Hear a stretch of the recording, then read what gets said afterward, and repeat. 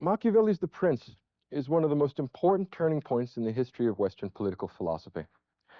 It was written while Machiavelli himself was in retirement from active political life, 1532, and prior to that he had worked for the Medici family in Florence, and he was one of the great dark characters in the history of Western thought. In some respects, he's kind of like the Darth Vader of philosophy. He represents all that is evil and unholy. In some respect, the spiritual antipode of someone like Marcus Aurelius. Machiavelli is a very secular, this worldly sort of thinker. He's the kind of person that Plato warned us about. The kind of man who self-consciously seeks only the gratification of his desire for political power. A man who turns ruthlessness and treachery into matters of principle. And that's what makes him so good at them. It's not that he's treacherous or lying or faithless or ruthless once in a while. He's that way all the time. He's turned it into a system. In that respect, the writings of Machiavelli, which are not limited to The Prince, he also wrote a number of historical works, a work called The Discourse on Livy. He studied Roman history a great deal. Machiavelli's works are kind of handbook on how to be bad, particularly how to be politically treacherous, how to gain power. For Machiavelli, the ultimate good for human beings is the attainment of political power, and he is not choosy about the means. Whatever works, works. He is among the most practical of men. His idea of an excellent politician is someone like Caesar Borgia. Caesar Borgia is mentioned many times in The Prince, and if you know what Caesar Borgia was like, he has quite an interesting career. His father is Pope Alexander VI. We won't discuss how that could be the case, of course, but he's the illegitimate son of Alexander VI. His sister is Lucrezia Borgia, a most unpleasant woman who spends a good bit of her time poisoning their friends and political rivals. And Caesar Borgia was the sort of guy who wouldn't let mere family ties get in the way of political power. His older brother was the one who was destined or chosen by the father, Alexander VI, to get most political preferment, and Caesar Borgia didn't like that, so he killed his older brother, conspired against him and killed him. Machiavelli thinks that's wonderful. Machiavelli says that warms his heart, makes him feel it's finally somebody sees through the lies and the illusions and the pretensions of conventional morality. For Machiavelli, we live in the jungle. We live in a totally amoral universe, independent of scripture, independent of revealed religion, independent of the will of God. There's only the will of man. In that respect, Machiavelli is a path-breaking political philosopher, no matter how evil or pernicious his teachings. We ignore him at our peril, and like it or not, there is a dark and sparkling brilliance to this, like black diamonds. You look at it and you realize that however horrifying his conclusions, there's a certain grim truth in what he says, and we may not accept the entirety of it, but like it or not, the world of politics is an ugly, profane, immoral place, at least to a great extent, and those of us who wish to be practical politicians will find it very hard to keep our hands completely clean. Machiavelli wishes to liberate us from what he views as being childish, insipid guilt feelings about political morality. There are no rules in politics in the same way and for the same reason there are no rules in nature. With Machiavelli, we have one of the great restatements of a political theme introduced in Western political thought in the first book of the Republic. If you stretch your memory back to Professor Ricchiuti's lectures last time, when he talked about the Republic, in the first book of the Republic, Socrates' primary antagonist is a man named Thrasymachus. He's a sophist, and Thrasymachus holds the view that justice is the advantage of the stronger. In other words, whoever it is that has the most force, the most military power, makes the rules, and justice is whatever they tell you to do. So when the Nazis win, whatever they tell you to do is just. If the Stalinists win, whatever they tell you is just. If Machiavelli wins, or the Borgias win, doesn't matter, as long as they have the power to coerce you, whatever they tell you is just. Thrasymachus' view, then, is that justice is a simple matter of coercion, and there is no moral order to the world. Now, this view is thoroughly criticized and at least apparently refuted in the first book of the Republic. But like all profound ideas, resonance of it is always, at least implicitly, in the Western political tradition. And Machiavelli regains the nerve to say there is no moral order to the world. He's the first man to reassert what Thrasymachus said in the first book of the Republic, that we live peculiarly and exclusively here in the realm of nature, that there is no metaphysical realm by which to judge the good and evil of human actions. There's only power, force, brutality. You adjust to it or you succumb to it. Those are your choices. Machiavelli wants to teach us how to become tyrannical men. And if you stop and think about the first book of the Republic, I believe you will recognize that Thrasymachus has the tyrannical soul, the soul that's driven entirely by passion, that thinks reason is an afterthought for the feeble who want to make up stories about why we ought to be good rather than evil. Machiavelli and Thrasymachus both wish to liberate us from metaphysics and morality. Both of them say, in this world of darkness, flux, double-crossing, and backstabbing, the only way to get ahead, the only way to achieve human felicity, human happiness, human goodness, is to get them before they get you. Donald Trump recently wrote a book called The Art of the Deal. You could say that Machiavelli's book is The Art of the Double Cross. He not only explains how to be treacherous, he gives you examples. He calls them from history. He calls them from contemporary politics as well. But in every case, he shows that crime not only pays, but that goodness is a waste of time, and goodness will ultimately be your downfall. In some respects, Machiavelli's project is like that of Friedrich Nietzsche. It'll be a revaluation of all values. He's going to stand the Christian and the Platonic view of righteousness, of political morality, on its head. All the things that we previously thought to be good turn out to be evil. All the things that we previously thought to be evil turn out to be good, or, if not good, pleasurable, practical, useful, handy. Machiavelli has written a number of works. The Prince, which is his most famous work, is a remarkably brief piece of work. Usually when a great philosopher has some important message to give, he can't control his pen, and if you look at, say, Aquinas' Summa Theologica, it goes on and on and on. It's interminable. Machiavelli has not written that sort of a book. It's a 90-page book, in and out. It's meant to be a practical handbook for the tyrant. Machiavelli's book, The Prince, was Joseph Stalin's favorite work. He kept it on his night table. And it's not hard to see why. It shows you how to be a good tyrant. A good in the sense of effective, good in the sense of practical, not good in the sense of morally good, because that's only for old ladies and kids. Nobody seriously believes that stuff. Now, this may sound like a very cynical set of ideas, and in fact it is. But although it is very cynical, there is an element of it which is practical, which is true, like it or not.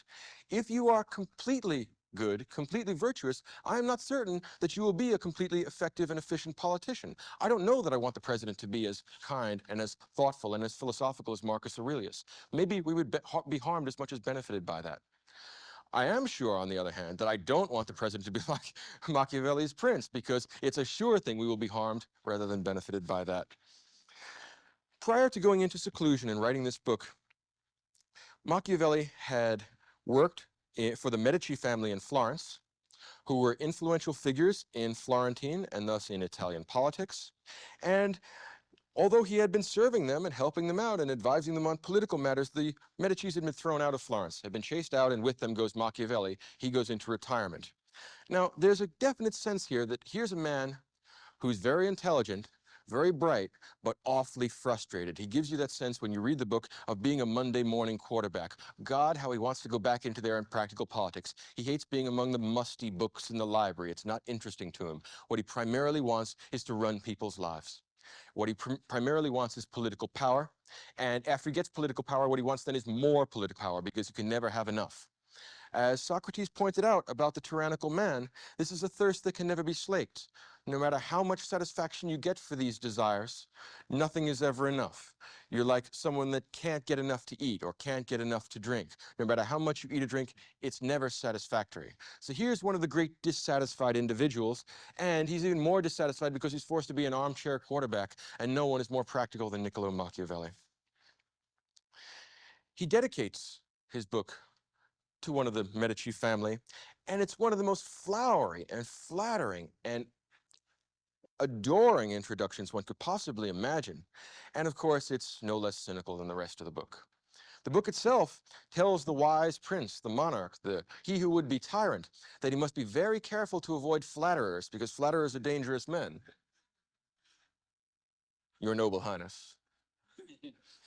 A clever fellow like the Medici for whom Machiavelli is writing the book is going to see through the introduction, but then wonder, do I want this guy on my side or do I want him on someone else's side? This is a very difficult thing to consider, difficult concern for a real prince.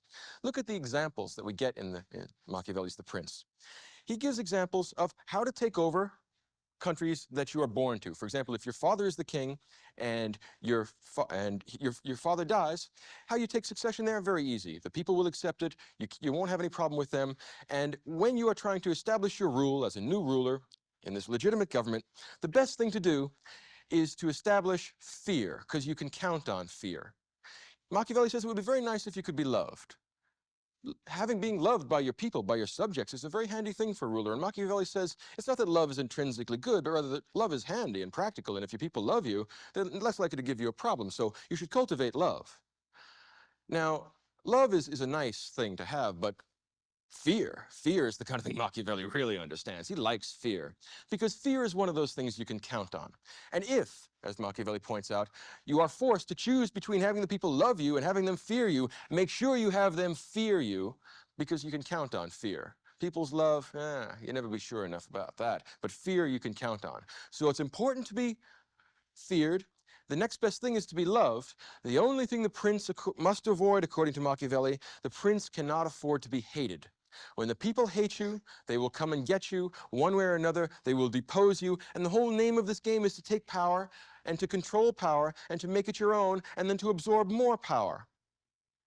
There's a part in which he says, well, it's nice if you can inherit a kingdom from your father, if your father happens to be the king, but very few of us are lucky enough to have that circumstance. Now, you must think back to in your head that Machiavelli's father was the Pope, which is a very handy circumstance. It's just the problem is you can't get to the papacy by hereditary succession, so we have kind of a difficulty there. Yeah, they've been careful about that. Well, Machiavelli says if you don't happen to be born to the throne, if you don't get the royal purple by matter of birth, there's always usurpation, which is a great favorite activity for him. He really likes usurpation. So the idea of getting close to the throne, of gradually weaseling your way into the court, and telling, of course, the king or the prince or the legitimate ruler how much you admire him and how well you think of him and how important it is to constantly be pursuing Machiavellian political policies, the more you'll become important, indispensable, the more you could stab him in the back and take control of the government yourself.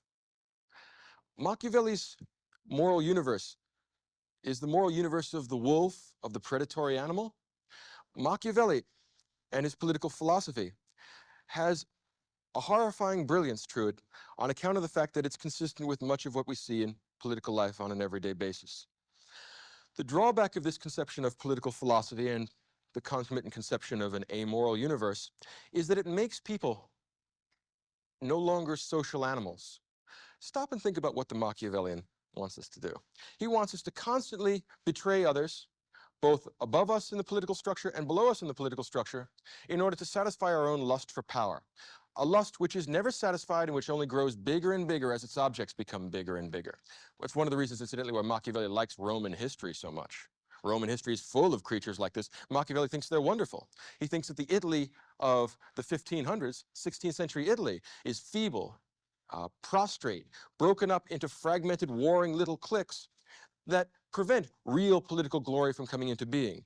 The reason why he likes a horrifying figure like Caesar Borgia is that Caesar Borgia is the man of virtu, V-I-R-T-U. Virtu is exactly the opposite of Platonic virtue. It is much more like Thrasymachine virtue. It is the virtue of the man that tells lies, that stabs people in the back, that does whatever it takes to satisfy his unquenchable desire for power.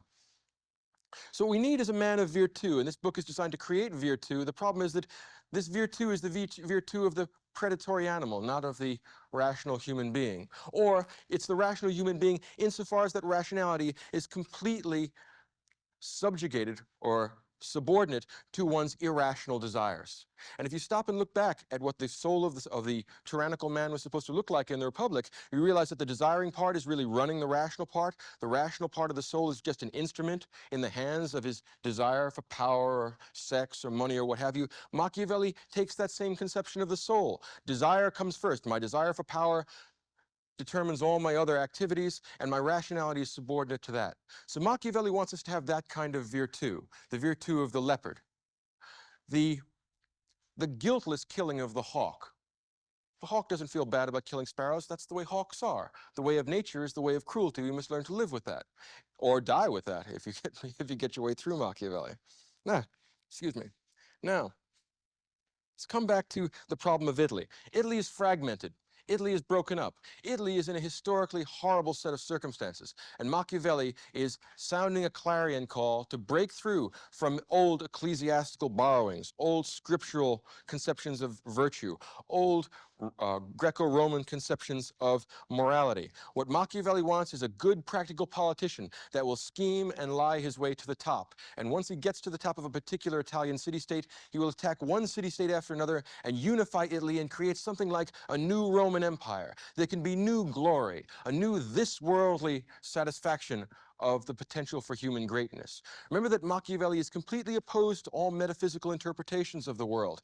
Machiavelli does not believe in heaven and hell. Machiavelli does not believe in God. Machiavelli does not believe in the realm of the forms. All Machiavelli believes in is here and now. The main chance. How are we going to get what we want right now?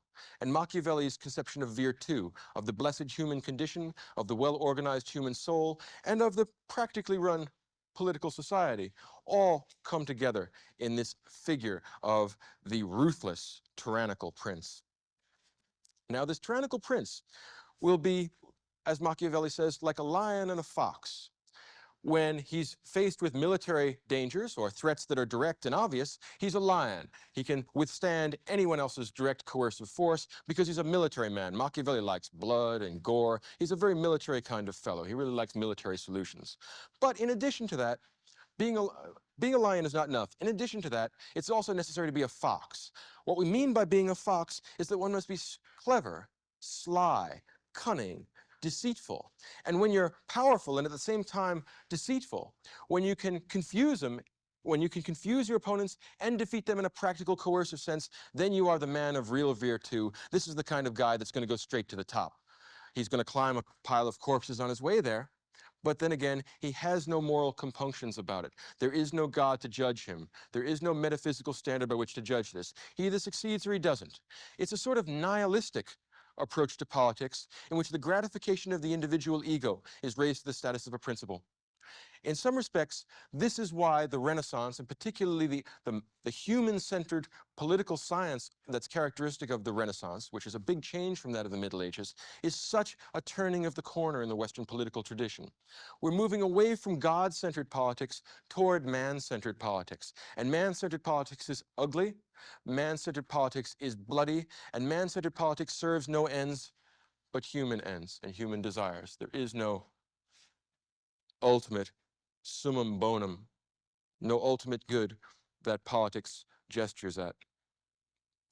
Machiavelli gives a very fine example of an action which he considers to have great political wisdom in it. I think you'll like this.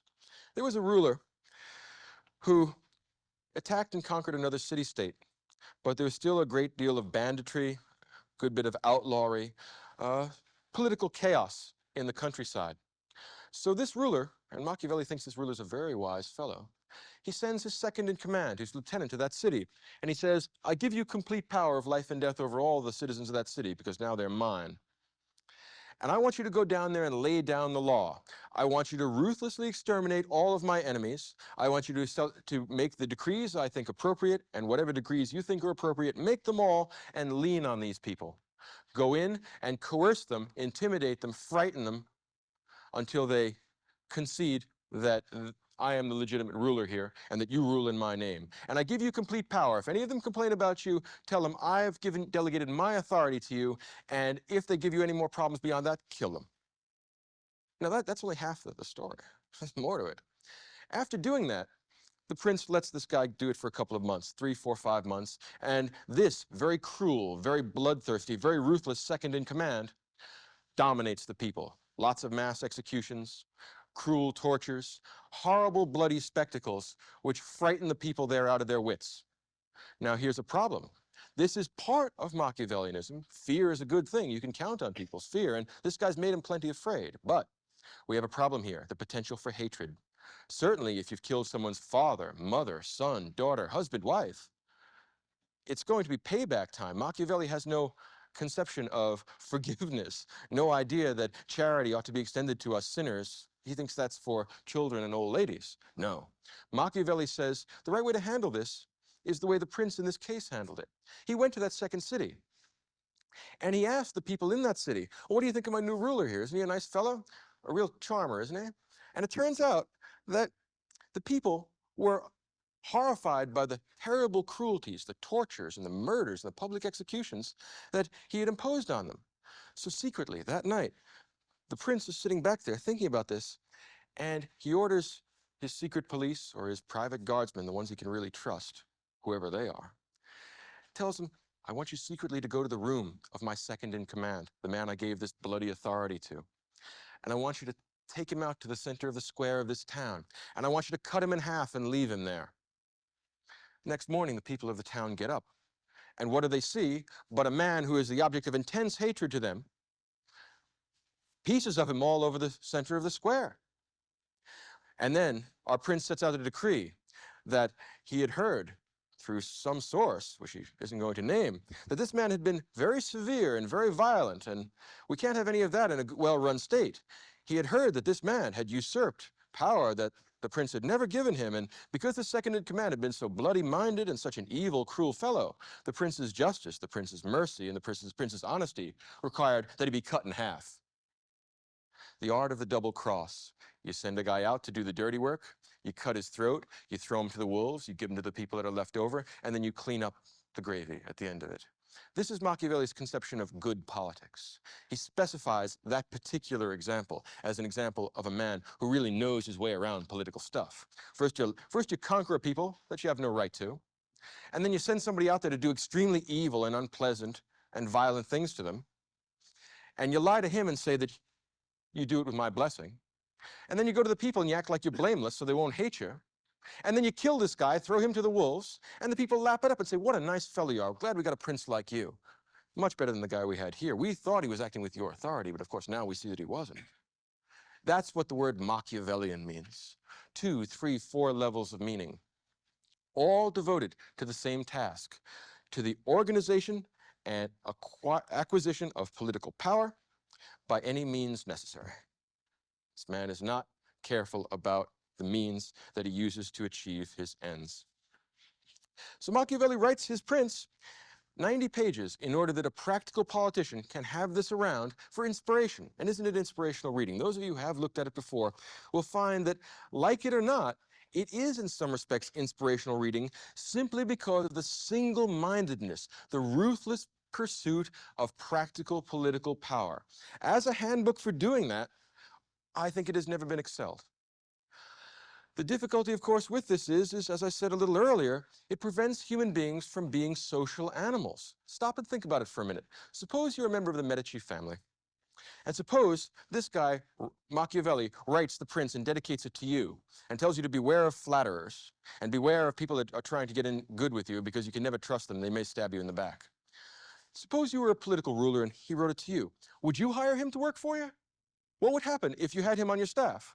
First of all, your staff is going to start disappearing, right? Unforeseen accidents. They're all going to start, as he moves up the ladder of command. Bad things happen to good people. All kinds of stuff could happen here. And then it may well be that some horrible misfortune may occur while you're out riding, while you happen to be asleep, while you happen to have your back turned. In other words, he is here so he can usurp your position. Why, oh why, if you had any brains at all, would you choose to have him on your staff? There is no man who is less appropriate to the staff of a politician than Machiavelli. And yet, in some respects, there is a lure. He does show you a horrible worldly wisdom, which maybe you want on your own side rather than on your opponent's side. But if he's on your side, well, I guess he really can't be on your side. I guess he's always on his own side, which is part of the problem. Machiavelli is not a team player. If you were a ruler, you would never in your right mind have him work for you. Turn it around. Suppose a ruler is foolish enough to bring a Machiavellian in. The Machiavellian kills him, makes it look like someone else did it. He takes over the throne. A person would have to be crazy to work for Machiavelli as opposed to have him work in addition to having him work for you. In other words, suppose he were to become the prince or the king. What's he going to do with you when you become his number 2 or number 3 or number 4 man? You are expendable. Everyone is expendable to the Machiavellian. You have no intrinsic value except as a vehicle by which he can satisfy his desires, by which he can gratify his lust for power. So the Machiavellian soul is the tyrannical soul. In some respects, when you go back and look at Plato's Republic, almost all the great themes in Western political philosophy are to be found there. Machiavelli is nothing really new. Machiavelli is a codification, not quite a systematization, but a handbook for the would-be tyrant. He's a handbook of, it's a handbook of sophistry, right? Because he says one thing and means another. And in fact, the meaning of his statements doesn't matter so long as it gets the practical result of achieving political power. And it's an entirely this-worldly orientation. If we had to look at the ancient political tradition, both Platonism and Christianity organized their political theory with reference to the will of some giant metaphysical lawgiver. In the case of Plato, it's the form of the good. In the case of Christianity, it's God's omnipotence. But in either case, the key issue is making our behavior and our souls and our lives consistent with the obligations imposed by this thing in the metaphysical realm. Once we abolish the metaphysical realm, there is no law or ultimate standard by which to judge our actions and by which to judge our good and evil.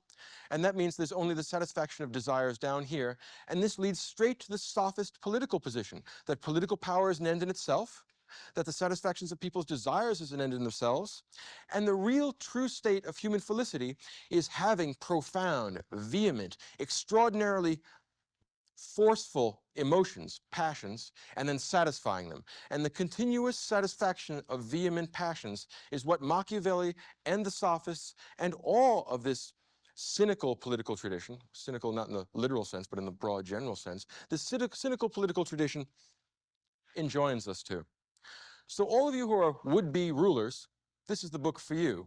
The difficulty is that it tells us all, or perhaps not all of us, but all of us who have the nerve not to succumb to metaphysics, who are willing to break free of the mold of mere morality, it tells us how to become chiefs and no longer Indians.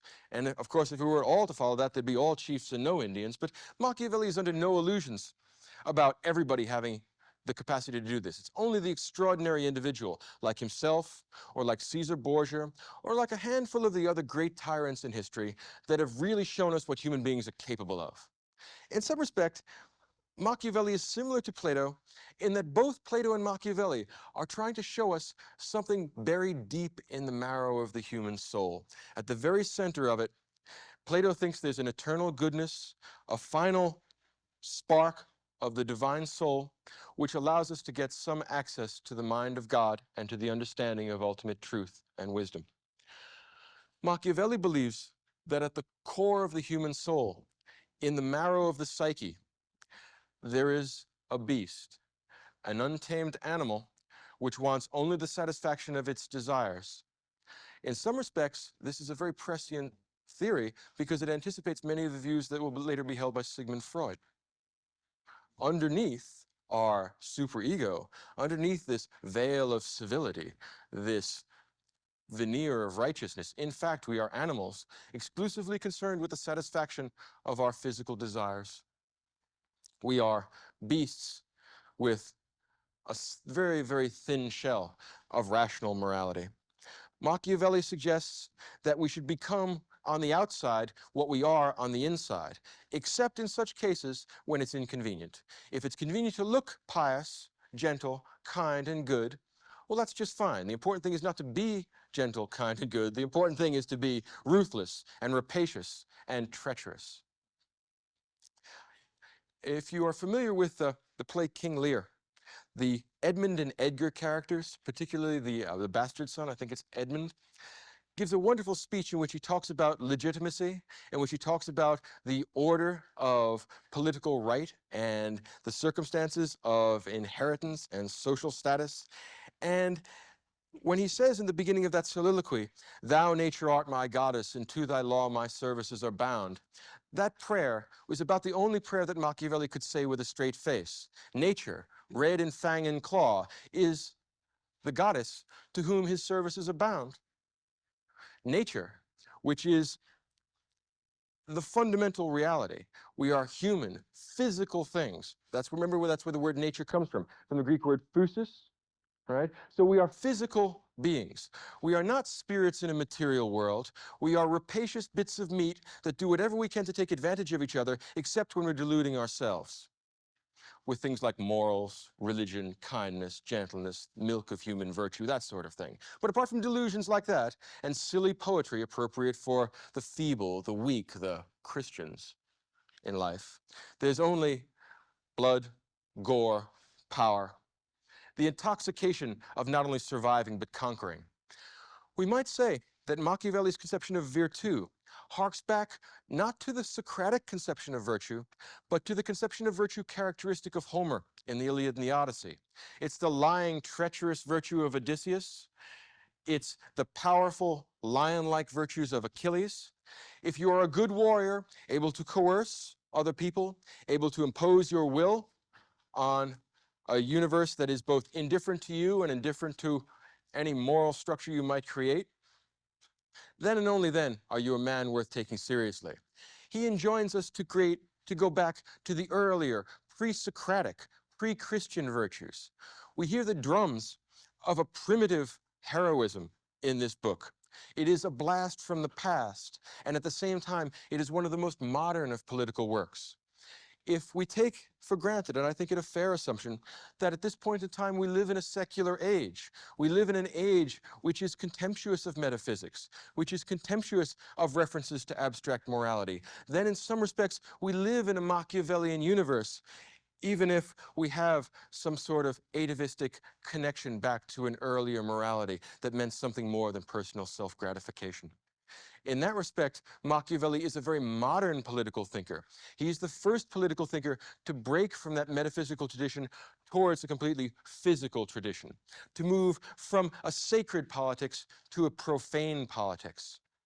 Or you might say that he undoes the distinction between the sacred and profane by abolishing the sacred. So the world around us is neither sacred nor profane, it just is what it is.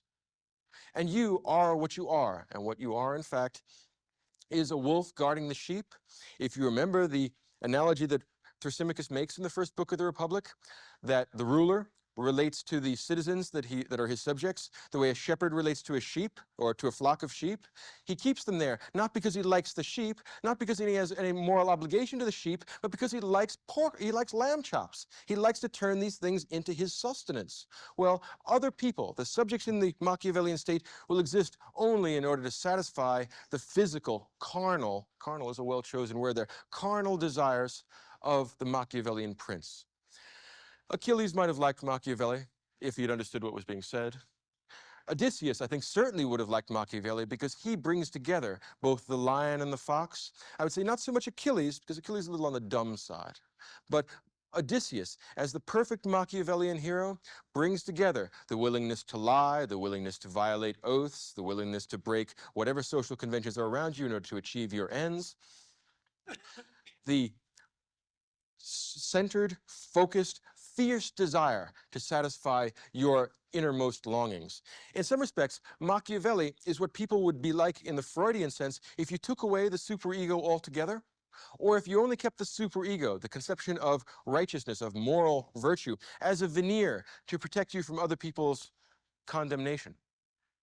But what we are down deep is a mass of desires that we neither choose nor control, and human felicity simply exists in the satisfaction of these desires. Oxen are happy when you give them straw. Machiavelli is happy when you give him a government. Fundamentally, there is no difference. Each animal gravitates towards its own appropriate object. Machiavelli, in that respect, is an ancient political theorist and at the same time a modern political theorist. He represents nothing new in politics, but rather an ever-present temptation. It is always tempting for human beings to take the easy way out and decide that they're going to be meek, that they're going to give up the attempt to kindle the divine spark, which is what Marcus Aurelius called the soul, called the disposition to moral virtue. Machiavelli doesn't want to climb what Plato called the ladder of beauty in the Symposium, because he finds the world ugly, violent, and evil, and he likes it. So, in other words, not only does he know that he's in the cave, but he thinks that any attempt to move out of the cave is a kind of letting down of nature. It's an attempt to move away from nature towards some sort of chimerical, poetic, I know not what. And Machiavelli is a patron saint of all politicians who would be exclusively and immorally practical. One of the great difficulties in evaluating Machiavelli is to give him his due. In other words, to be intellectually fair to him, because he is a great genius. There's no way that we can honestly take that away from him. But it's also a mistake to say that while he's a great genius, we can, in practice, use this as a guide to life. If people were to take this seriously, and although God help us, some of us do, it would be a disaster for the social structure and it would be a disaster for politics. The difficulty is that we seem to vacillate between one and the other. When the better angels of our natures take over, we can see how Marcus Aurelius is a fine politician and how Plato offers us something real, solid, substantial in organizing our emotions, organizing our lives, organizing our standards of judgment. The problem is that we tend to vacillate back and forth. Every once in a while, when we think nobody's looking, we have a sneaking suspicion that Machiavelli may be right. Let him who is without sin cast the first stone. I think every one of us has done stuff that we knew was wrong at one time or another. Machiavelli is saying, I wish to liberate you from the guilt of thinking that that is a mistake. Your mistake is in not doing that all the time. Do not succumb to the temptation to be an angel. You have no chance of doing that. You are meat. You are meat with a rational soul, but your rational soul is nothing that glows in the dark. It's nothing metaphysical. It's just the rational part of you that allows you to decide how to best satisfy your irrationally developed desires. So Machiavelli is a kind of standing temptation. He is a great political genius, and we must give the devil his due, almost literally speaking. But at the same time, we have to understand the limitations of this. Limitation number one is that it prevents us from being what we really are, which is social animals. A Machiavellian would be unfit as a subordinate and would be unfit as a superior. Nobody in his right mind would work for Machiavelli or have Machiavelli work for him. Number two, it is a denigration in some respects of human nature. It is a cynical analysis of what people have done in worst case circumstances. It is almost an entirely hopeless philosophy. By rejecting the Christian virtues of faith, hope, and charity, well, I suppose we might get by without charity. I suppose in this case we might get by without faith. But the problem with this philosophy that I think even bothers those who acknowledge its brilliance is that it is an entirely hopeless philosophy. What can we expect from the next government? The same thing we can expect from this government, which is that it will be rapacious, that it will be treacherous, that it will be evil, and that it will be powerful, and that it will dominate us. The only way out of that merry-go-round is to dominate everyone else. Nature, red in fang and claw, enjoins us to make a meal of our own, enjoins us to become the wolf among the sheep. And if we have both the inclination and the unwillingness to philosophize in the Platonic sense, then it seems to me that the only logical conclusion is the one that Machiavelli draws.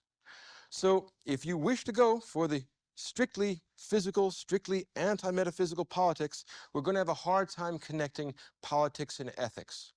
One of the great achievements of Plato's Republic is that politics turns out to be ethics writ large. That what is good for the soul of the individual man, the organization of the reasoning, the spirited and the desiring parts, it also turns out to be isomorphically good for the society, because we will organize the rulers, the rational folks at the top of society, we will have the guardians or auxiliaries, the spirited part, and we'll have the bronze people at the bottom, getting as many of their desires satisfied as possible. For Plato, there's a one-to-one connection between politics and ethics. That will be true of all the metaphysical thinkers, also be true of the Christians. On the other hand, If one wishes to adopt the single world, entirely physicalistic interpretation of human life and of ontology and of politics, of necessity, there will be a disjunction between politics and ethics. We will hear this again when we deal with David Hume's theory of justice. So if you wish politics to be moral, if you complain that politicians take too many bribes and cut too many corners and are unwilling to do what they ought to do and meet their moral obligations, you are implicitly making an argument which is founded on some sort of metaphysical conception, no matter how inchoate. You might as well fess up to it now. You're all metaphysical believers. If you don't wish to be a metaphysical believer, that's another possibility. Be careful you don't move down the slippery slope to Machiavellianism, because we move from the state of society to the state of nature, and the nature that Machiavelli has destined for us will be worse than any hell, because it will be immediate and tangible, and there's no way around it. It's a necessary element in the human condition.